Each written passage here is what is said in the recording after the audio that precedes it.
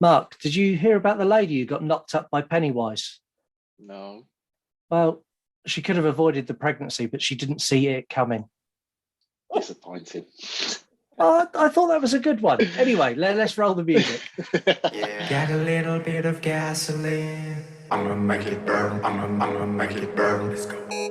You are now listening to the You Run podcast, the only horror movie review podcast completely run and controlled, not by me and Mark, your hosts, but by you, our listeners. Hey, Scoob! We're on the radio, bro! You wanna die tonight? Zoinks! You choose the movies. You score them. You review them. You do it all. Because after all, this is not our show. This is your show. I'm your number one fan, Mr. Man! It's not perfect. It has its problems. The You Run podcast. It was just weird. I don't know. Like, it's like a weird vibe. The You Run podcast. Rich, you better not forget about me. Don't you ever forget about me. Hey, this is Naomi Grossman, best known as Pepper from American Horror Story. Hi, it's Imitation Dave. Buddy, you son of a bitch. Just make sure you fucking listen. This was fucking incredible. He's the one you need to blame. Get a little bit of gasoline. I'm gonna make it burn. I'm gonna make it burn. Let's go. I'm gonna make it burn. I'm gonna make it burn. Hello, welcome to the You Run podcast. My name is Scott. My name is Marc. And after what seems like forever, we're finally back. And not just back for a bonus, we're back to bring you weekly episodes. Season 5's got a lot going on. We've got our new quiz. We've got Broken Spirit, which Mark done incredibly well, scoring a grand total of 0. I wear it as a badge of honour. You tried palming it off that you done that to make it easier on the guests. Yeah. I mean, to be honest with you, I think give it a couple of episodes in and it's going to be pretty clear how hard this quiz is. I don't know. I think Ladycrysis has got something to prove. I think she's gonna smash through this quiz and make you look stupid. Yeah, I'm really hoping that's not the case. Yeah, well, I wrote the questions, so I think she might do. So we'll see. Anyway, on that, I've got a bit of a confession to make. So on the Welder episode, I told you that it was Ladycrysis's idea to make you do the quiz first. That's correct. Yeah, the lie detector test proves that was a lie. And I should have known better. It was completely my idea. Anyway, let's not get bogged down in facts. This episode, we've got lots of new features, and we've not got all of them. So we've got sound off. We've got our first victims of memes to make you mad. And my God, did I piss some people off this week? But hey-ho. We've got 3-word review. We've got new guests this season. We've got returning guests this season and some very long-awaited returns to the show, which brings me to my guest today. The guest today is, how do I describe our guest today? The incredible, the amazing. No, that sounds like I'm introducing Spider-Man. Let me try again. The talented, the terrifying, the queen of TikTok, Ladycrysis. Welcome back to the show. Hey guys, thank you for having me. Welcome. I'm delighted you're back, and it's been forever. You come on in season 3. Yeah, that was my first one, and then the Scream 3 episode. Yeah, which I didn't even get to speak to you when we done Scream 3 because I wasn't involved in that. That was everyone else took over. How have you been? I've been good. I've been just doing my thing, I guess. Been good. Yeah, I mean, you've put a lot of TikTok content out recently, a huge amount. Yeah, I've been trying to put some more stuff out. I took a little break for a little bit, and TikTok's weird, but just trying to get back into posting some videos. Yep. Yeah, and even for this episode, anyone who goes and looks on TikTok or Instagram Reels will see that the work you've put in for this episode and your Pennywise cosplay is outstanding. Yeah, that was super fun. That was actually really, really fun to do that one. Yeah, and you didn't pre-warn me either. All of a sudden I got tagged in a post and there was you as Pennywise. I was like, that's awesome. That's so good. I was like, I got a few for you. I got a few for you here. So, yeah. But yeah, I'm delighted to have you back. I'm delighted to have Marc as full-time co-host. No quiz for you today, Marc. So you're easy. You're safe today. No, I'm probably not, though. I don't trust you at all anymore. I think that's set a good precedent for the way this season's going to go. You need to be on edge constantly for the entire season. Okay, right. That's a great start then, isn't it? Yeah, I think so. First episode back, the listeners, as always, you picked the movies. You picked an absolute belter. You picked It, Chapter 1 from 2017. Based on a novel by the legendary Stephen King. This movie tells the story of a bunch of bullied kids as they struggle with their day-to-day lives, and while trying to battle a shape-shifting murderous clown. Before we get deep into that and some lots of Skarsgård love, which I'm sure is coming. Check it out!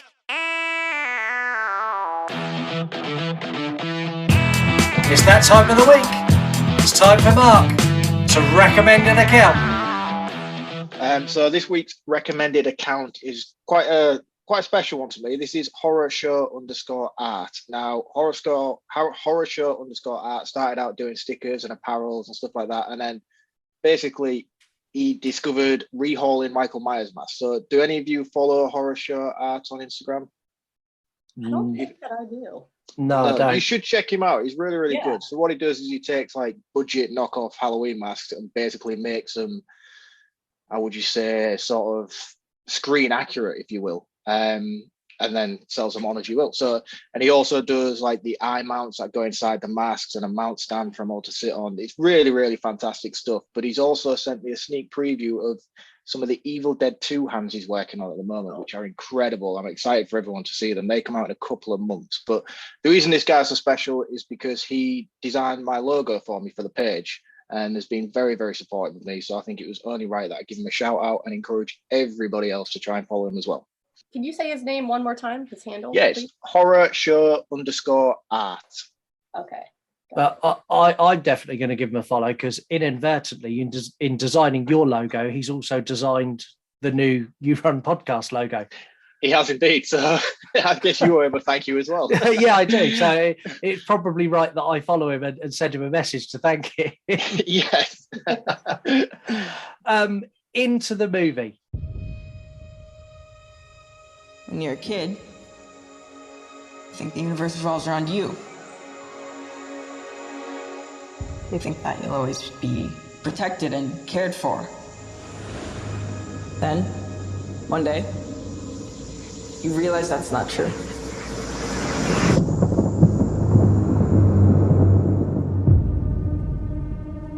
Because when you're alone as a kid, the monsters see you as weaker. You don't even know they're getting closer. Till it's too late.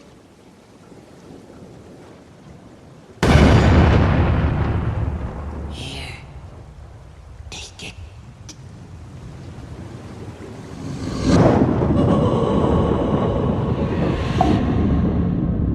My grandfather thinks this town is cursed. That all the bad things that happen in this town are because of one thing. An evil thing.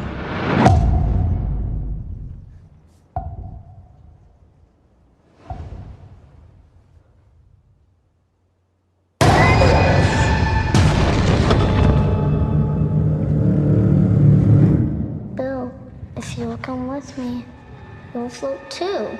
Georgie. I saw something. The clown. Yeah, I saw him too. You'll float too. What happens when another Georgie goes missing? Or one of us? You'll float too. Are you just gonna pretend it isn't happening like everyone else in this town? You'll float too. If we stick together, we'll win.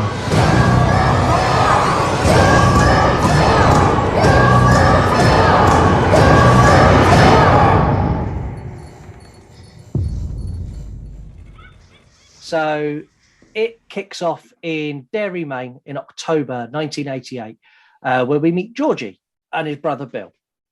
Georgie is a lovely, cute, wonderful little boy, and his brother's not very well in bed. So his brother's making him a paper boat that Georgie then proceeds to go and sail down the road. It's raining and he puts it in the gutter, and lets it sail down, and it drops down a storm drain. This is probably one of the most horrific, gut-wrenching openings to any horror movie ever, especially if you've got kids this age. Yeah. I couldn't believe the brutality of it the first time I saw it. I was like, there is no way they've just done that. Yeah. I messaged you earlier, Scott, and I had said, so my son and I watched the original last weekend. He's 4, almost 5, and he loved it. But the original is completely different than the new one. And last night he was getting ready for bed, and I threw on the movie because I was like, I have to watch this movie. I have to watch this movie before tomorrow. And I didn't really think he was paying attention. And the scene comes on, and of course my TikTok where I did the whole "Hiya Georgie" skit, you know, and he loves it, and he was like smiling watching it, and I was like, oh shit. And my husband's like, I was like, okay, close your eyes. And he's like, no, why? And my husband's like, no, he can watch it. He can handle it. And no, as soon as that scene happened, I looked at him, and he had, if you have kids, you know, that silent cry where their mouth is open and no sound is coming out. And my husband literally had to like pick him up, take him in the room and calm him down. I was like, oh my God, okay, I just traumatized him. Great. Is this from the minisode TV series you're talking about? Yeah, the original, no, the mini TV series, he was totally fine. It's not very graphic. And then last night, I haven't seen it. Confession time. I haven't seen it. Oh my God. Okay. I know. Totally. I mean, there are some similarities, but the original is not as graphic as what happens to Georgie in this 2017 remake. So yeah, my son, needless to say, did not expect that. And no, and I don't think he was alone, because I didn't either. So the boat goes down, and you get the scene with Pennywise pops up with the boat and offers it back to Georgie. And at the risk of suffering the wrath of Imitation Dave, I can actually do Pennywise the clown. So I'll give it a go. Hiya, Georgie. You want a balloon? That's actually pretty good. Georgie goes to take the boat, and then all on screen, Pennywise rips his arm clean off and then drags him down into the sewer. And it done what I think they intended to do. It left everyone who had watched the miniseries and had such fond memories of that opening scene. It left everyone there with their jaw on the floor going, shit. Yeah, and I was one of those people. I couldn't believe they had the audacity to kill a kid, especially within the opening scenes as well, and as brutally as they did. I mean, it's very graphic. Yeah, it is. The only thing I didn't like in this scene was the fact you see all of Pennywise's teeth in his mouth. I didn't like that. I don't know why. It just didn't sit with me. Something I didn't really like throughout, to be honest with you. I don't know. It was weird when you see the whole sort of like, it's like a deep sea creature kind of look to him when he does the biting thing. I don't really like that much, if I'm honest. Yeah, we'll get into that a little bit later on as well, because it happens quite a bit in this movie. Yeah. You get a lot of. He's very, very bitey. He is like a 4 or 5 year old child. He bites everything. The movie jumps forward 8 months, so we jump forward to June 1989. Where we meet a selection of children, a group of kids. The first one we meet is Mike Hanlon, as his grandfather's trying to convince him to put a bolt through a sheep's head. We then meet Richie Tozier, Eddie Kasparak, and Stanley Uris as they make plans for their summer at the end of term. We also meet Henry Bowers, who's the school bully. He's the son of the sheriff, and his opening line is threatening the boys to say they're going to have a really bad summer. This kid, the actor's brilliant, but his character is such an arsehole. Yeah, I don't condone punching children, but I would punch this kid. Yeah, for sure. And you work with children, Mary. Are children this bad still? Oh God, that kid seems like he's on a whole nother level, like school shooter bully level. Yeah, he's pretty messed up. He definitely got issues. And the last two we meet Beverly Marsh and Ben Hanscom. So Beverly Marsh is the girl at school she's being bullied. All the kids are calling her a slut, and there's a scene where she sat in the toilet stool and she's smoking, and they tip dirty bin water on her. And we meet Ben, who's what's the correct term? He's the chubby kid. Yeah. Yeah, he's a new kid on the block. He very much is, and he's a big fan of New Kids on the Block. We'll get to that later as well. It's so good. He's so good. He's the new kid, and it's the end of term. He's not been there long.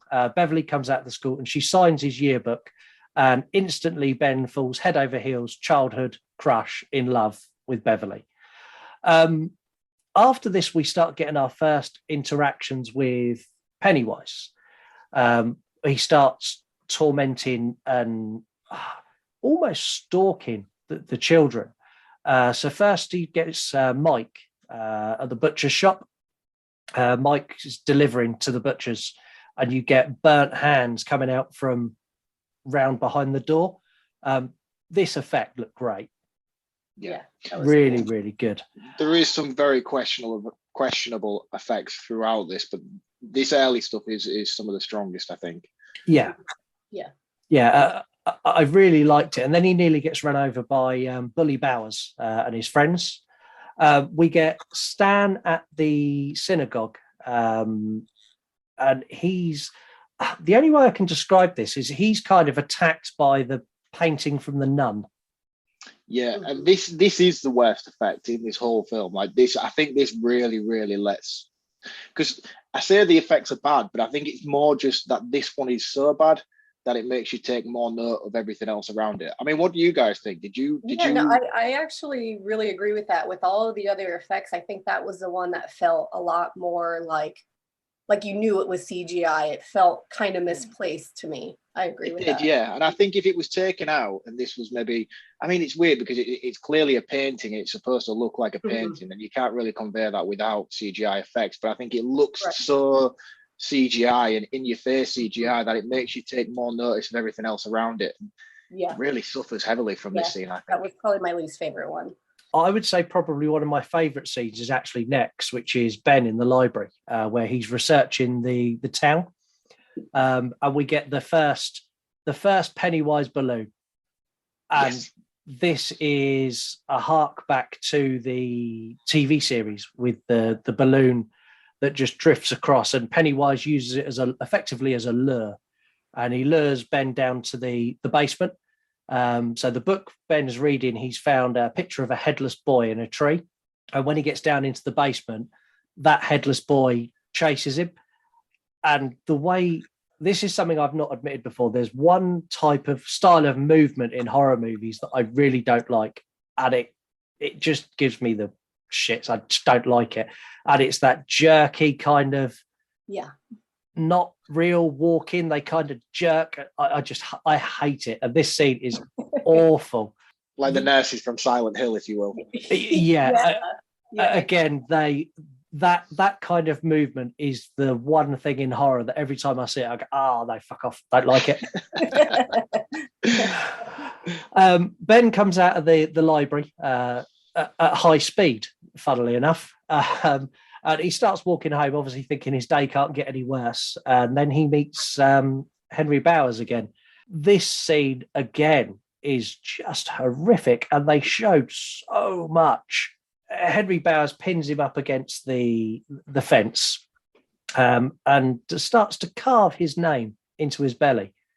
At this point, I mean, like, he's not under any sort of control by Pennywise at this point either. He's just he's just an all-out psychopath, isn't he? Yeah, he's just genuinely fucked up. I could have said it better. He's got a lot of issues. In the book, they explain those a lot better.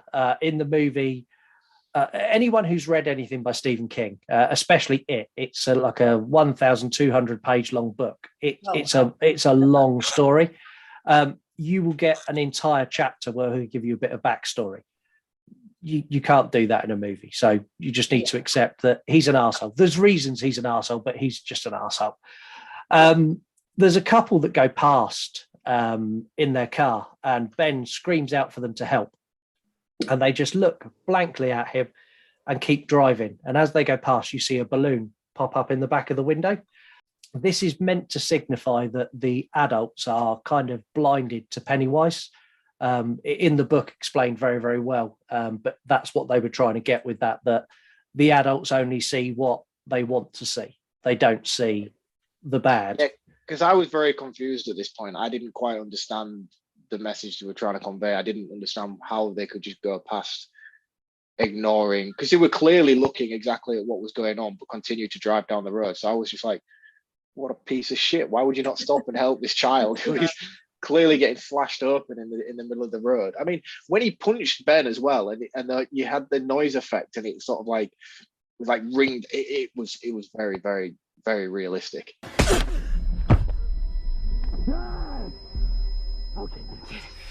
Yeah, I don't know. I've never really been punched that hard in the face to know if it sounds like that, but I felt it on screen when I was watching it. Yeah, I've annoyed more people than you. I can confirm that is a very realistic sound when you get punched really hard. Ben makes a ditched attempt to try and get away, and he kicks Henry Bowers, falls over the fence and tumbles down the hill, where he gets rescued by the rest of the kids, who refer to themselves as the Losers Club. And the reason they're down in that, what should we call it? It's like a little forested, little wooded area. The reason they're there is because they're trying to find. Bill has convinced them all to go and look for Georgie, because he's convinced Georgie didn't die and he's just missing down in the sewers. They go from here. They go and, is it a pharmacy they go to? Yes, they go to get some supplies to patch Ben up. Yeah, and they meet Beverly in the pharmacy. The pharmacist, I don't know. Kind of don't know what to say about the pharmacist. Yeah, do you he want was creepy. He was super creepy. Yeah, Stephen King does this a lot in his books, and it's something I don't like. He leans very much towards paedophilic characters, and he's been asked about it numerous times, and his answer's the same every time, and I've got to agree with him. What is it that is more horrifying than a paedophile? Yeah, it made me feel uncomfortable. I'm not gonna lie. It was the whole scene in particular. I was like, "You dirty, dirty bastard." Yeah, yeah. But in his books, they create perfect villains, because as readers and as viewers to the movie, the first thing you go is, "You bastard." Yeah. From here, the kids start to bond. So they patch Ben up, and they start sharing their experiences of Pennywise. There's a scene that I'm going to touch on with Beverly, where she goes home, and how would you describe Beverly's dad? He is the worst of the worst. I mean, this evil motherfucker is. Yeah. As I was taking notes for writing for tonight's episode, I remember going off on a complete tangent about how evil this guy was. I think I even sent it to you, Scott. I was like, yeah, I've really, really diverged into something else. Yeah, I agree. He's just got, I mean, even in the 1990 version, he's disgusting. So I felt like they really portrayed both of them. I don't know. My feeling for both of the fathers was like, ugh, just gross. Yeah. Yeah, it's not good. But we do get a fantastic scene in the bathroom where the bathroom gets absolutely caked in blood. And this again shows that the adults are blind to it. So after Beverly's dad has effectively tried to molest her, she screams, and he comes in, and he's like looking around. The whole bathroom is caked in blood. And he's rubbing his hands and looking in the sink going, "What's the problem?" And she's like, it was a spider. And all of her friends come and help her clean that bathroom. Yeah, so this is what I want to ask. Is it actually there, or is it not? Is it just in her imagination? Because they clean it up. You know, they genuinely like clean it up and take all the bin bags of hair and stuff outside and all the rest of it. So it's obviously there, but... Right. Yeah, it's there, but the adults can't see it. Right. And then is this something we're just supposed to accept? Yeah. And then I didn't understand, like, Eddie, the one who's like the hypochondriac with asthma, is in there cleaning as well. Like in real life, he would be totally disgusted and not end up cleaning it. So I was kind of confused too. It wasn't handled very well, but it's a wonderful scene that shows you how much they've gone from being complete strangers to now they're a group. They're all in it. Yeah, they're all in it together now. they get another encounter with Bowers. They go back down to the well area where they bump into Bowers, and he's picking on Mike for being black. Again, something in this world that I cannot stand. So far in this movie, we've got paedophiles, bullies, and racists. Top 3 on my list of people I dislike. Right. And this brings on the rock fight where they all band together and start throwing rocks around. Did you do this as a kid, Ladycrysis? Did you have rock fights? I did not have rock fights. I mean, that's pretty brutal, but they kind of deserved it. So I'm going to ask Mark. I'm going to ask Mark the same question because Mark grew up north. I'm sure you've had a rock fight or two. What do you think happens up north? We're not cavemen. Okay, you dodged the. Have you had a rock fight? Well, yeah, I have, but I'm just trying to specify. This is where Ben also explains to them that what he's read about Derry and about Pennywise in particular, that Pennywise returns every 27 years and takes children, and every 27 years there's a big spate of deaths in Derry. They go back to Bill's house and they're looking through maps and things that Ben has given them in his garage, and we get the projector kicks in, and this scene again is from the book but ported from the 1990 version. They've done this so well. That projector scene is fantastic. Yeah, that was probably one of my favorites for sure. He goes from sort of being in the projector to actually going from the projector, kind of coming into the real world. So good. Yeah, well, you get the like jump scare aspect of it, don't you? Because the projector, you get the of it changing, and in between those changes of screen, you get pitch black in the whole, like the shed, the garage they're in, and then you get that final, and then all of a sudden he just jumps out like this giant Pennywise. You're like, holy shit! Yeah. This is where they make some decisions that. In the book, I questioned them. In 1990, I questioned them, and I'm questioning them now again. At what point, after you've been attacked by a murderous magical clown from a projector, do you make the decision to go and confront it head on? Without telling your parents? Yeah. Yeah, I didn't get it, but I liked it. So they go to is it an abandoned house? Yeah, that's the well house, I think. Yeah, so Ben's found in his research that the house, where that house is, that's where the well is. That's where all of these murders kind of stemmed from. So they decide that's a good place to go and look for Pennywise. Pennywise taunts them in various guises of himself in that house. You get the headless boy again. You get the lady from the painting again. And he attacks, is it Eddie he's trying to eat? Yeah, he comes out of the fridge all contorted and twisted, and it's because Eddie's fallen through the ceiling upstairs and breaks his arm. Yeah. Yep. And he comes out of the fridge to sort of go for him, really. And then I think is it Richie and Bill come in and just sort of intervene just before he sort of turns and opens his mouth as he would, and I think Bill and Richie come in just in time. Yeah, and then Beverly spears him through the head. Mm-hmm. And this as well. Why does his blood float up? Not that I'm knocking it. I thought it looked fantastic, but his blood floats up every time he takes damage. It's a very, very long explanation that I'm going to try and do very, very quickly. So in the Stephen King world, Pennywise is basically he lives up effectively. So whenever he gets injured or hurt, it goes up and he can regenerate and come back. So he's got like reverse gravity, if you will. Kind of, yeah. It's really complicated, and in the book there's a giant turtle, and there's it. Yeah, I'm not going there. Yeah, well, we spoke about this, didn't we, before the show? And I remember saying, right, I'm going to go on YouTube. I'm going to watch some videos. I think I got through like 2, and my head was just really hurting, and I was like, yeah, I'm not going to pursue this anymore. Yeah, there is a Stephen King multiverse across his books. So The Dark Tower and It are interlocked. A lot of the worlds are interlocked together.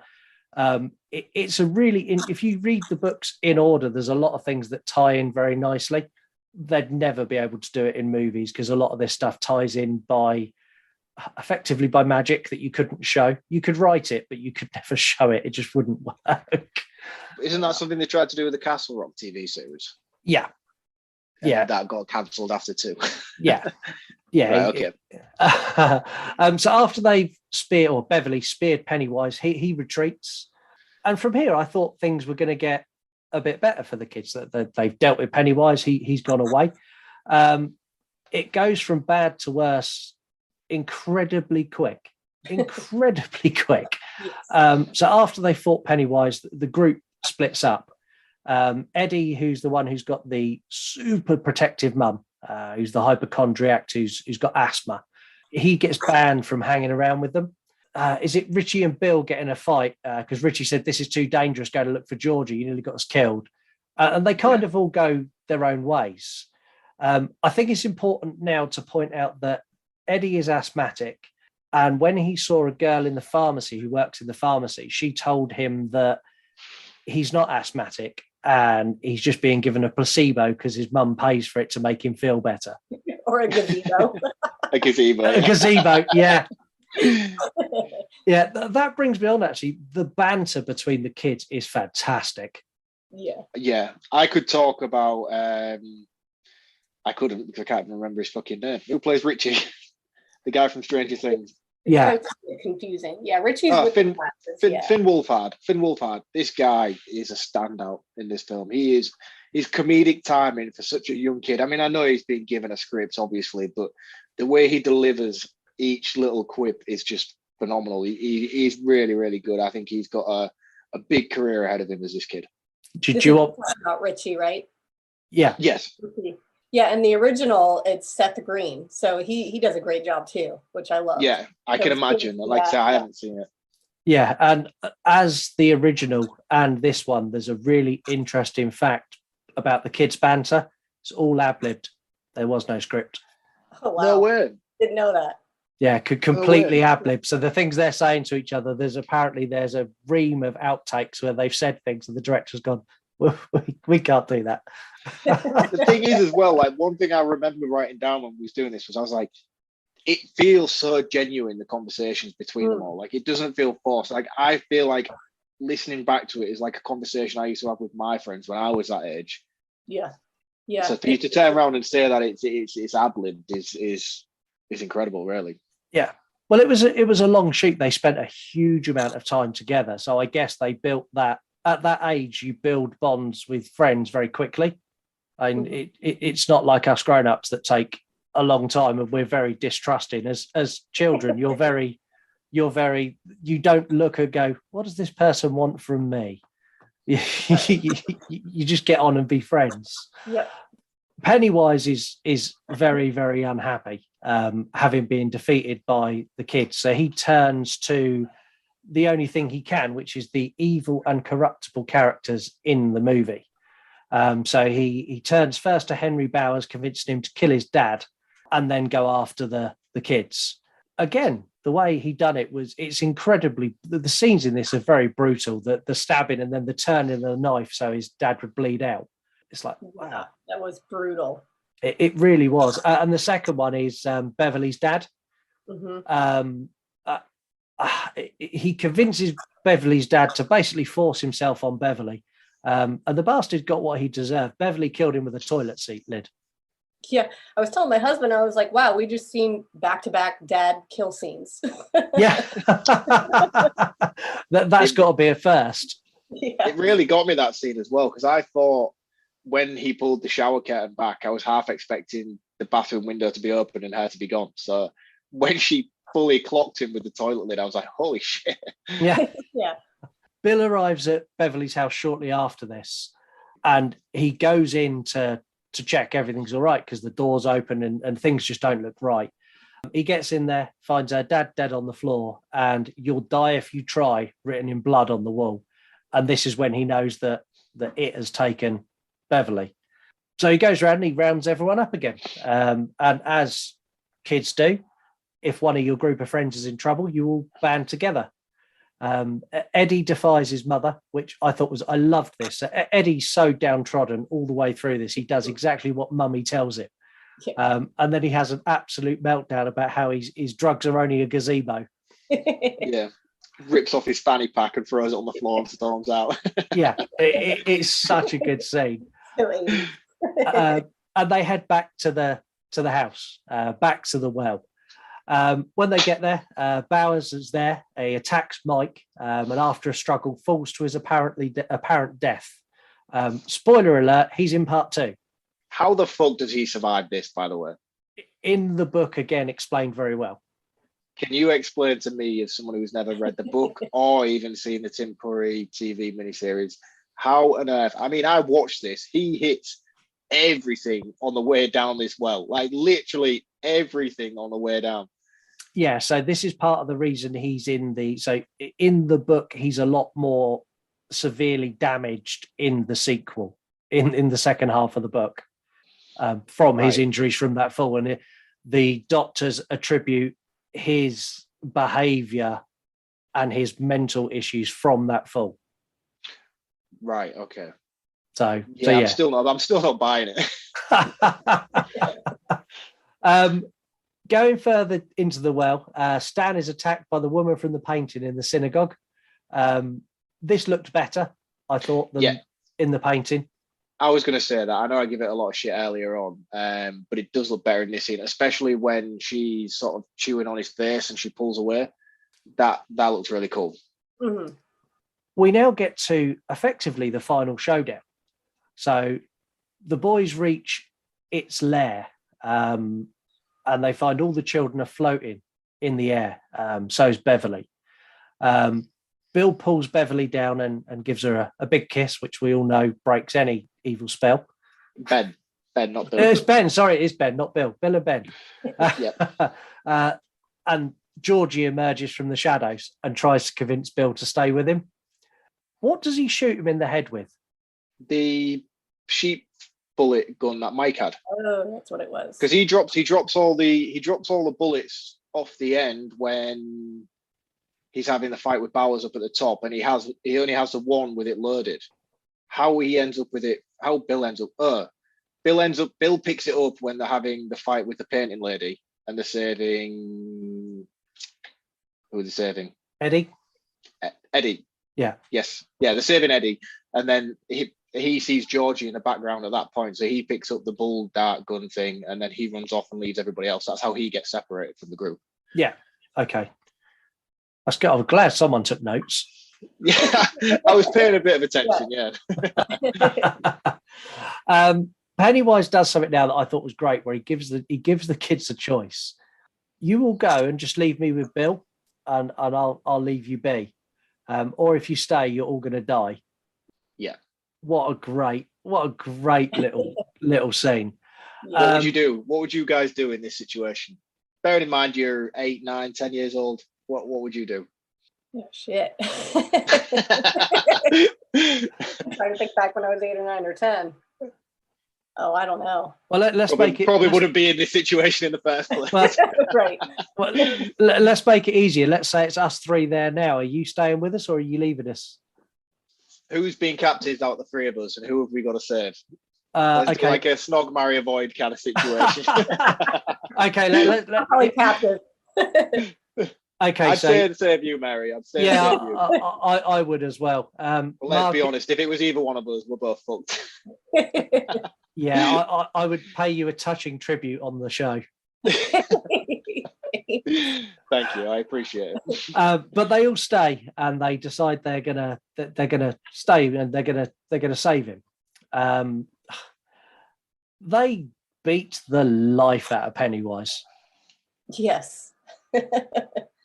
Yeah. I like this a lot as well, because each individually hit he takes from certain characters, they sort of get their own premonition, if you will, of what they see from Pennywise, which is cool. Yeah, because Pennywise is meant to embody the fear of the victim. Yeah, nothing shows that more than this scene in particular. You even get the sort of snippets of him with the spider claws at one point as well. Mm-hmm. Yeah, because Pennywise, I still argue that even in this and in the original and even in the book, they don't get it across very well that Pennywise is an alien.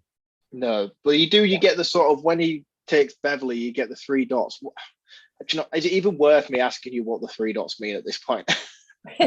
Yeah, the deadlights. Right, is that what they're called? Yeah, they're called the deadlights. There's many deadlights in the Stephen King world. Pennywise possesses 3. And are they an individual thing, or? Yeah, so deadlights are, for example, in the Dark Tower, deadlights are used to travel from one place to another. So they use them on traveling up through floors in the Dark Tower. The Great Turtle has multiple deadlights that he uses for very. Think of them a little bit like they're like Infinity Stones from. That's a very good analogy, and that makes a lot more sense now. That does make more sense. Yeah, so basically, Pennywise is 3 steps closer to becoming Thanos. Right. That I know we're laughing, but that actually makes a lot more sense to me now. After they've kicked the life out of him, Pennywise runs for his life and goes back into hiding for 27 years.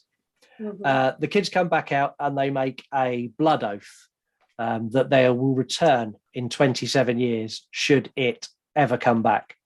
Yeah, the blood oath? Like, did they really have to cut their hand that much to make a blood oath? I'm glad they cut their hands, because I know what happens in the book. Yeah, you're right there, Mark. But yeah, no, tiny little cut, and yes, definitely better this than what they done in the book. Yes. So in the book, should I touch on what they do in the book? Yeah, but try and keep it as PG as you possibly can. Okay. So in the book, this oath is done by each of the boys taking turns to have sex with Beverly. What? This is how they break the attachment, and it's kind of them going from being children to grown-ups and not being worried about Pennywise coming after them as children. So they all sleep with Beverly to become men. Yeah, I mean, you never forget your first, so at least they're never going to forget each other. I suppose that's the whole point of it, I guess. Yeah, it's probably Stephen King's most controversial chapter in a book, and still to this day gets a lot of shit for it. How graphically detailed is it in the book, by the way? I mean, is it just a passage at a throwaway comment, or does he go into great detail about what? It's closer in detail to 50 Shades of Grey than it is to Cat in the Hat. Let's put it that way. Yeah, I'm really trying to hold myself back with analogies here. Yeah, it's too far for my taste. Even I love Stephen King's books, and when I got to that, I kind of, what the fuck are you doing? What's this? And you kind of like read through it and then go, ugh. Was he taking cocaine regularly at this point, or? Yeah, I think this is fair to say this was at the height of Stephen King cocaine taking, which was 78 to 85. That is a lot of years to be taking cocaine. Yeah, apparently at his peak, which was when he wrote this and he wrote Tommy Knockers, $700 a day in the 80s, which is a lot of cocaine, I'm assuming. How is that man still alive? He's protected by horror. The devil's give him a free pass. Yeah, he's definitely done a deal. It's a little bit like who's the guy from what's the Keith Richards? He's also done the Rolling Stones. Yeah. The deal with the devil he has done. How he must just live on the drugs and drink that's still in his system. Yeah. That's this movie. That is the end of chapter 1. That is the end of the best chapter in the book, the end of the best first half of the miniseries, and the end of the best half of these 2 movies.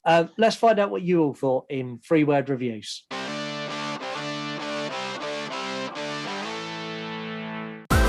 We wanted them. You delivered them. It's this week's 3-word reviews from the listeners. So, 3-word reviews. We've got Landman is here to save the day. Tim Curry is better. Thoughts? There was a lot of controversy surrounding the first images of Bill Skarsgård as Pennywise. I haven't seen the Tim Curry version, but I have seen snippets and stuff like that. I've seen the costume design. Personally, I think Bill Skarsgård does a better job. And I know I'm saying that based on only seeing this, but like look wise, mannerisms wise, he definitely makes it his own. Yeah, I don't even know if I can compare the two. I compared it to like the Joker from Batman with Heath Ledger and Jack Nicholson. I feel like they did their own version and they took it to their own. They did their own thing, so they're not really comparable. I think they're both really good. Maybe if you are more drawn to the 1990 version, or if you hadn't seen this one, yeah, Tim Curry. But I don't know. They're hard to. Are you going Tim Curry? I don't know. I like them both. That's like their own separate versions. Like I don't think they're comparable. Tim Curry was actually offered this role before Bill Skarsgård. They offered it to Tim Curry to come back. How would they have done that though? Because he'd already had the stroke at this point. So yeah, which they thought he's very ill from it as well. It's not like he's just slightly paralyzed or anything. He's very, very ill and to recover. He was deemed as it was doable with his ability to talk and the amount of CGI they used. They thought they could have made it work using his face and stunt doubles and CGI. But I'm so thankful they didn't go down that route. He turned it down flat. Yeah, and rightly so as well. Yeah. Yeah. We've got, this is the hardest ever one to pronounce. Nuts for Coulson and Dean. Nuts for Coulson and Dean, yeah. Dark Badass Nightmare. We've got Holiday Craze, better than the original. And then we've got Hairy Horror Reviews. The original was better. So we got both sides of the coin. Yeah. And finally, Let's Talk Horror Channel. All Georgie's fault. Damn Georgie. Poor Georgie. Do you know what? Throughout this whole film, I actually had to Google it as well, because every time Georgie came on screen, I was like, I'm sure that's a kid from Love Actually. I was like, surely it's not though, because look at the times and stuff. But if you Google the kid from Love Actually and Google a picture of Georgie, they look like they could be brothers.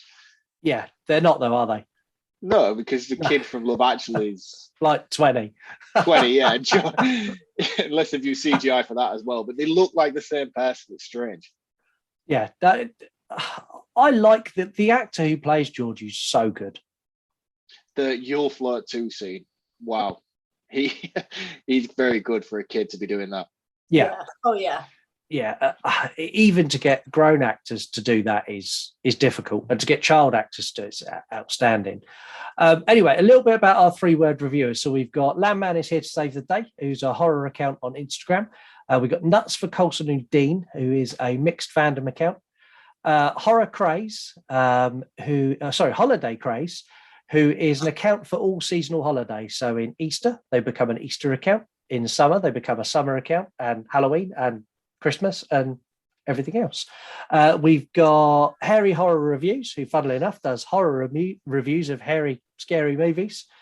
We've got Let's Talk Horror Channel, who's a horror podcaster, is very harsh but fair on Georgie. And another podcast that I know you like, Mary.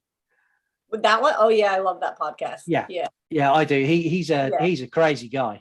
Yeah, super cool guy too. So yeah, he is. I don't know that one. I'll have to check that out. Yeah. Do. And anyone else who's listening, obviously finish listening to this first, but please go and check out Let's Talk Horror Channel. Their show is really, really good. Now it's time to see how pissed off you all got in Memes to Make You Mad. Right, into our first ever Memes to Make You Mad. So this is a new feature on the show that all of you are completely unaware was happening, and you've all been duped into being part of the show by me making you angry so you would lash out at me.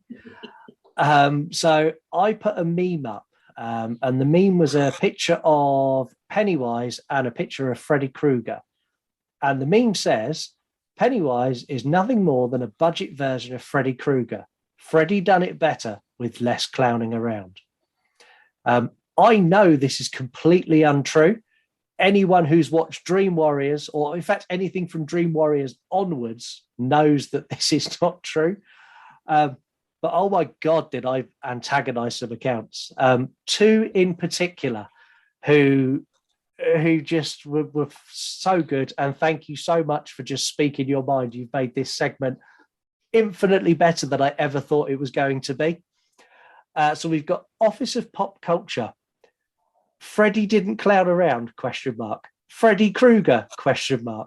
Freddy constructs an entire comic book universe in which he appears as a superhero just to fuck with one dude. Krueger, really? ? Comment on that one. Oh, that's fun. And my favourite, and this is not just an attack on the meme, it's an attack on my account as a whole, which I think is great. Slasher Queens.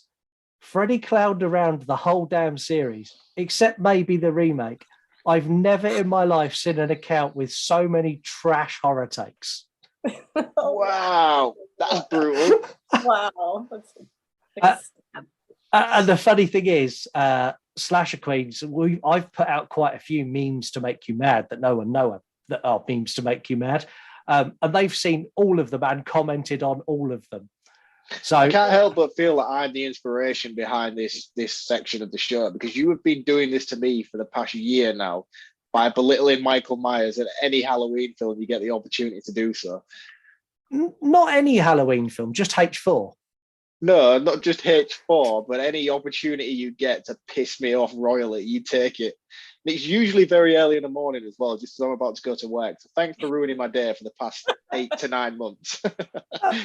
You're welcome. I mean, it's not my fault. You like a bad guy who runs around dressed as Captain Kirk. That's your problem. Thank you to Office of Pop Culture and Slasher Queens for being our very first victims of memes to make you mad. I hope after you've heard this episode, if you listen to this episode, that you'll understand that it was just all in fun. And I don't really think that Freddy Krueger's more serious than Pennywise. Does this mean you don't really think Halloween 4 is a bad film? Anyway, moving on into facts.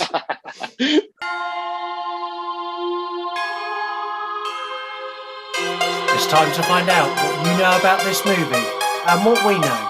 It's facts. I didn't ask any of you for facts this week, and the reason for that is features are going to change each week. So some weeks I'll ask you for facts, other weeks I'll ask you for 3-word reviews. Sometimes I'll get you with memes to make you mad. It's all going to change, and there's things that Marc will be doing on his account as well that, again, you're not going to know about, but it's going to rope you into the show. So for this one, I took over. I'm not going to do too many comparisons with the novel. There's just far too many. I could do an entire 2-hour podcast on how the movies are different to the book. But I'm going to go with ones that I thought were great. So the actor who plays Eddie was the first actor to work with Bill Skarsgård as Pennywise. During their scene, Jack Grace is his name, would cry, and he was gagging and yelling as Pennywise was screaming in his face. After the scene, Skarsgård went to see if he was okay. He thought it scared him. To which he turned around and went, I love what you're doing with the character, man. It's great. You're making Pennywise look amazing. Leaving Skarsgård very confused and saying quite openly that these actors are better than any actors he's ever worked with. Yeah, that sounds so in suit with his character as well, because this kid behaves like a 40-year-old man. Yeah. Yeah, it really makes you wonder, like, offset how these kids are really, really taking this all in. Yeah. Yeah, and again, it's like, I know a lot of the horror movies in the 80s, the kids didn't see a lot, but I think this movie in particular, there's no way they could film those close-up scenes with Pennywise without it being Pennywise right in their face. Right. This one I thought was amazing. So did you know in Germany, this movie became the longest advert for Burger King? I know that.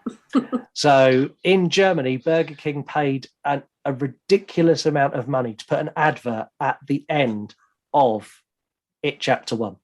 So the credits would roll, and then there was an advert for Burger King, which said, and I quote, "And this is why you should never trust a clown. Come see the king." That is fucking brilliant. Well done, Burger King. You know, it's funny because last night when my son saw that scene, my husband said, "And this is why you don't talk to strangers." And my son was like, "What?" He's terrified to talk to anybody he doesn't know. This movie was shipped out to cinemas under a code name because they didn't want it to leak. So it was shipped under the code name Pound Foolish, which is the exact opposite of Penny Wise.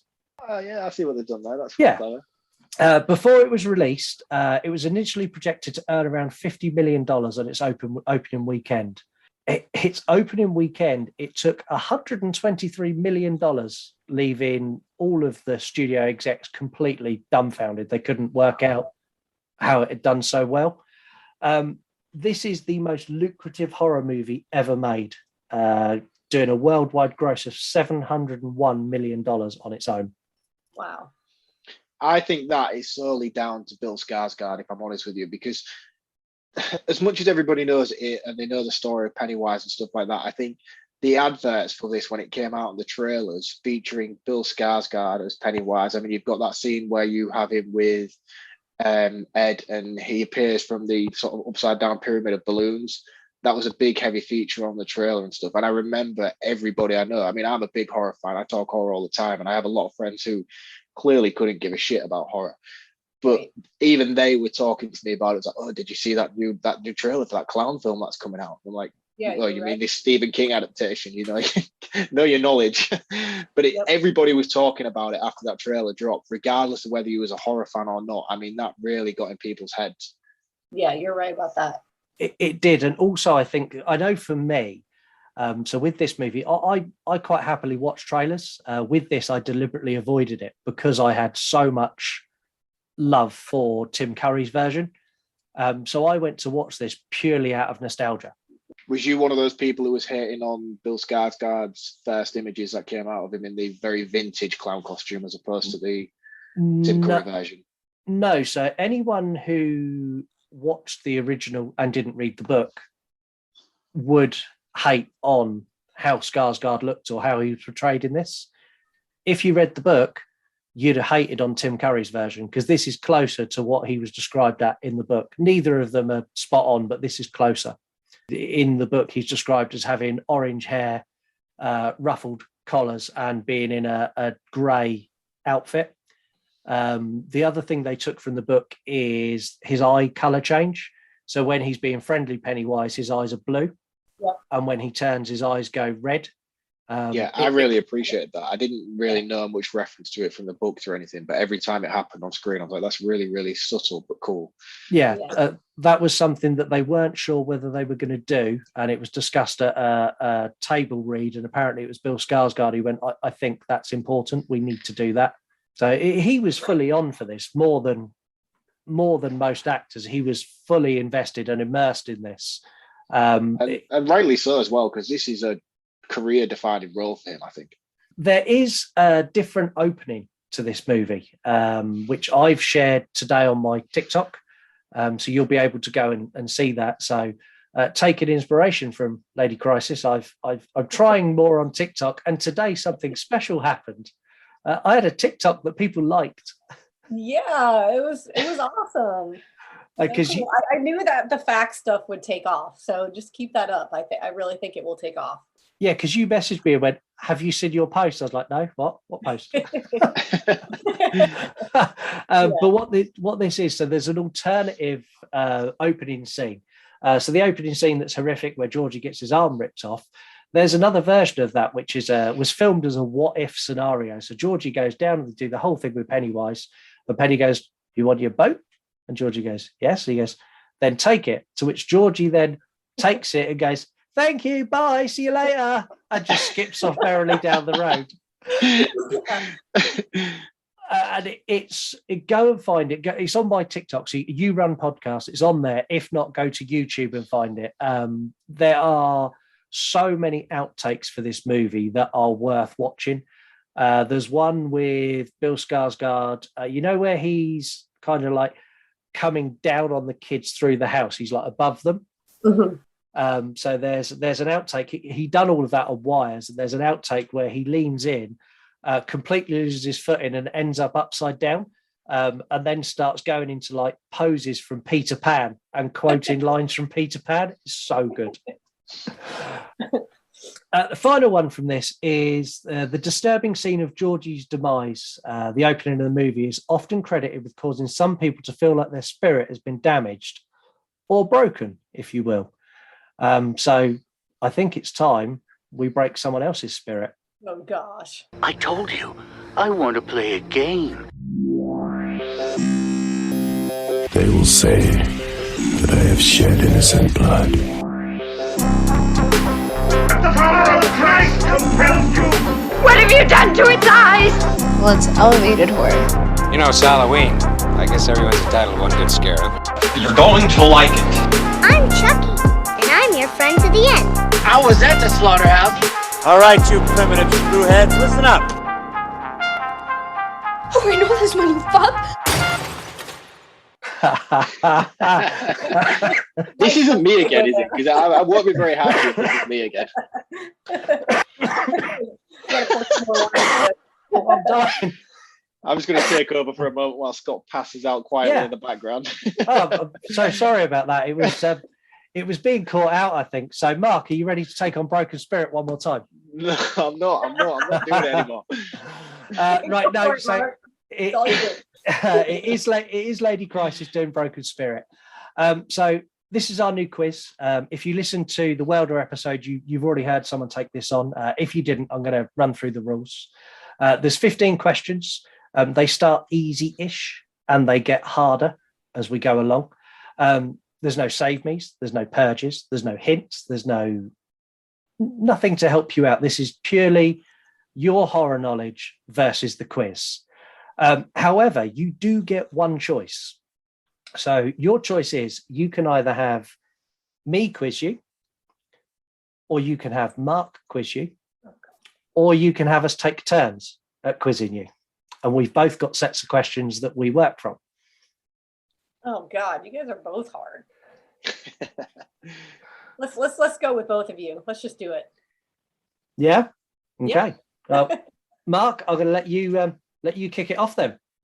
Okay. Right. Question number 1: who plays Pennywise the Clown in It, the 1990 miniseries? Tim Curry. That is correct. Well done. That's 10 points. So don't forget, if at any point you want to walk away and take your points, you can. And if you get a question wrong, you lose all your points and you end up with 0, like Mark. Question number 2. You get negative points. Can you get me? Question number 2. Including the remake in 2010, how many Nightmare on Elm Street movies has there been? 5, 7, 8, or 9? You said including the retake? Including the remake, yeah, including the terribly bad remake. 9. So 5, 7, 8, or 9? 9. I'm going with 9. Final answer? Yes. Please don't tell me I'm wrong. No!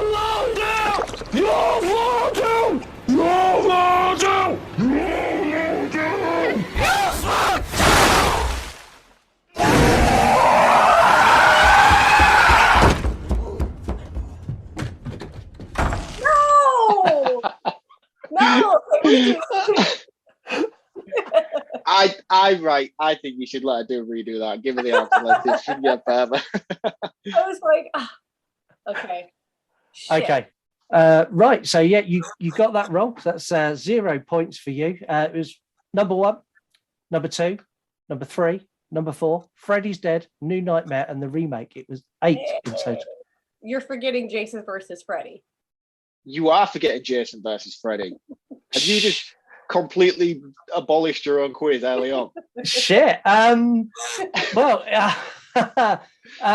in which case, yes, the correct answer is 9, and you've got another 10 points. Mark, over to you for question 3.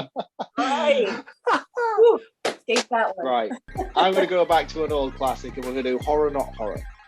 So the quote is, By the way, I would have voted for Obama in a third term if I could. Is that horror or not horror? By the way, I would have voted for Obama for a third term.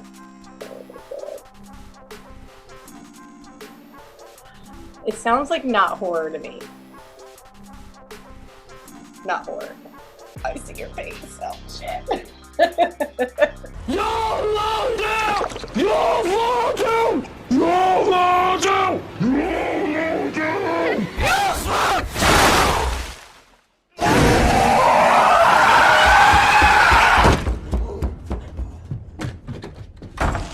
Tell me what it is.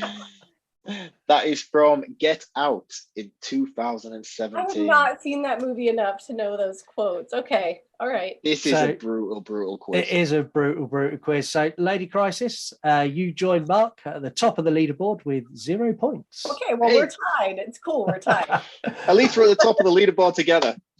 No one needs to know the points. We'll just put joint first. Well, the crazy thing is, the best thing with this quiz is it's all a case of how much you're willing to gamble, and it's really, really hard. So someone could get to question 5, and if they think they're doing well and they think they might know it, they'll take a guess and they're going to go back down to 0.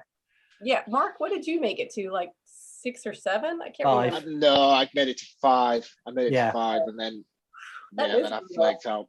So I set this because in 3 quizzes, 3 seasons, 3 people beat it completely. So I've made this impossible to beat. You give me true or false, I can narrow it down. This is how hard it is. I've made it to the final of every quiz that's been on this show, and I didn't make it past 5 questions. That's how hard this is. Yeah. And that's not to float my own boat. That's just to give context to how difficult this quiz actually is. Ladycrysis, 0 points. 0 point. Joint first place. From here, I think it's best for us to talk about scores. So the listeners have scored this movie. They've scored it an 8 out of 10. I enjoyed it, chapter 1. It's heavy on CGI, a little bit too much for my liking. The child actors and Bill Skarsgård are outstanding across the board. There's not a duff performance in this. Pennywise is genuinely terrifying, and a better version of Pennywise than Tim Curry's. Very, very different, but this is a closer version to the book. It's not a movie I watch often because a lot of the subjects it touches on I genuinely don't like. But every time I watch it, I walk away going, that was a good film. It's an 8 out of 10 for me as well. Yeah, I mean, for me, I'm gonna even better your 8 out of 10. I think it's a 9 out of 10 for me. The cinematography is fantastic. I love the cast; they're absolutely great. It's a very sort of horror Goonies for me, if you will. And regardless of the fact that it's a 2-hour, 14-minute film, I could take a director's cut at 3 hours of this and still enjoy every minute of it. Yeah, the CGI is very glaringly bad. And for somebody who thrives on practical effects, you would think that I would be put off by something like that. But I can't help but have such a good time every time I watch this film. So for me, yeah, it's a 9 out of 10 all day. Wow. Yeah, I think I would say I would agree with you, Scott. It's an 8 out of 10 for me. When you think about like the original, I feel like you can't really compare the Pennywise portrayal. But the music was great. I agree with the whole, like, it feels like a Goonies type of nostalgia type. I mean, it's a newer movie, but it did take me back to my childhood. So I really did enjoy that about that. So yeah, 8 out of 10 for me too. 8 out of 10. So it's 8 out of 10 across the board. In fact, Marc, you don't score out of 10. No, I don't. So it would be a 4.5 for me if I scored it out of my score, so it'd be 4.5 out of 5. But yeah, well, I mean, I don't hold the same sort of connection you guys do, whether it be with the book or whether it be with the minisode series. So for me, this is just the only It story that I know, and I've seen this countless times, and I really enjoy watching it every time I do. Yeah, so it's a 4.5 out of 5 for you. It is indeed. Yeah, because you don't need to conform to my out of 10 score. No. Heather does it out of 5 too. I'm a co-host. I don't work for you. No, you don't. You say what you want to say. So, we're going to wrap this up this week with a bit of sound off from the listeners. Murder victims show evidence of having been partially devoured by their murderers. Let's hear your thoughts as you sound off. So we got the Paranoid Zone. I enjoyed the modern effects, but they tried way too hard to make Pennywise scary as opposed to creepy. We've got Watch Horror Thrills, fun, but not the tone I'd hoped for. We've got OSG Joseph, perfect movie and the best remake ever made, which I think is bold statement when there's movies like The Thing and The Evil Dead 2013. But hey, if it's the best remake for you, more power to you. Great remake. Finally, one we've got is Pretty Killer Podcast. It was okay. Wasn't overly into it, and then shrugging shoulder emoji.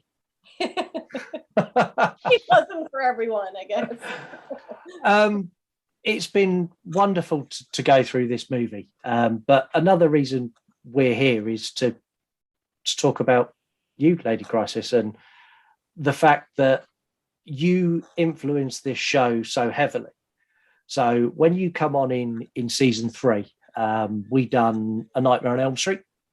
And from that point onwards, this show took off like never before. That's so awesome. Your episode, obviously, when we done the awards episode, you won most downloaded episode. And still to this day, you are. And I can only say that's down to just how you are. You're so just you. You say what you feel. You don't hold anything back. And I've got to thank you for everything you've done for the show. That's like the sweetest thing ever. You invited me and I had never been on a podcast. So I was extremely nervous during that episode. So it's so cool to hear that it was like the most downloaded and, just the most listened to. So I really thank you for that. Seriously, thank you.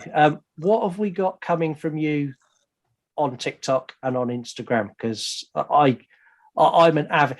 I don't know if we ever touched on this when you come on before. The reason you got involved in the show is I'd done a post about Jason Voorhees, and you then tagged me in a reel you made on the back of that. Yeah. And that's how we got talking. But what have you got coming? Because I know you've always got something planned. There's always something bubbling away. Well, I don't know. I really, I think more just like like I said before, TikTok has kind of been on the back burner. And recently I feel like my Instagram has I've been gaining more of an audience, which is awesome. So, and then on TikTok recently, I posted something where people really gravitated towards it, just, saying I wanted to connect with other horror fans. And I gained maybe 100 followers in a couple weeks, which was amazing. It was amazing because, I'm on TikTok, but with TikTok, you kind of have to find your niche and you have to kind of find your audience. And just recently, I've been really connecting with a lot of horror fans. And, I'm really just looking forward to connecting with them and duetting things. And I'm actually really getting into all the fact stuff that you've been posting, Scott, and makeup. And, I'm just kind of having fun with it. And I don't have a plan per se, just rolling with it and having fun. So that's really it for me. Yeah. Everyone go and follow Ladycrysis. It's at Ladycrysis 7. Yep. Yeah. Yep. Number 7 at Ladycrysis number 7. Also go and support her merchandise, because your merchandise that you do is great. I've had a look at some of this stuff as well, and I think it's absolutely phenomenal. It really, really is cool. Thank you. Yeah, there's a promo code now for free shipping. It's Scary Mary, just the way it's spelled, Scary Mary. If you want free shipping, I know in the UK, I don't think it really applies to you guys. I apologize, but yes, US, Canada, free shipping. Scary Mary is a promo code. Yeah, no, that's great, because what was the last? You've just done a new design that I saw the other day? Yeah, I did the I fucking love horror. Yeah. design. Cool. Yeah. So if you're listening now and you fucking love horror, if you're in the States, use Scary Mary and get free shipping. If you're not in the States, don't be so tight and pay the full price for shipping. It's been an absolute pleasure to have you back on the show. I genuinely can't thank you enough. This season's going to be insane. We've got a lot planned. There's I'm dying again. There's a lot of episodes in this season that have got returning guests. Was episodes where it's just me and Marc, like next week. So next week we are doing Terrifier. That's going to be awesome. We are indeed.